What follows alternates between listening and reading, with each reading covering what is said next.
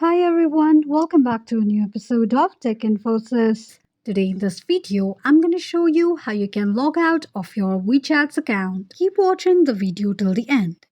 To log out of your WeChat's account, firstly go ahead and launch open your WeChat application on your device. The home page of WeChat's account will appear on the screen. From the home page, tap on Me button at the bottom right corner of the page.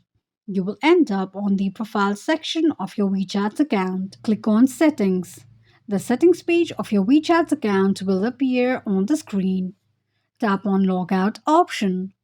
Confirm logging out of your WeChat account by tapping on Logout once again. This is how you can log out of your WeChat account quickly and easily just in few steps. If you have any thoughts or queries, let us know in the comments section. Don't forget to subscribe to our channel for further updates. Also, press the notification bell icon so that YouTube will notify you whenever we post a new video. I hope this video was helpful to you. If it was, just go ahead and give us a thumbs up.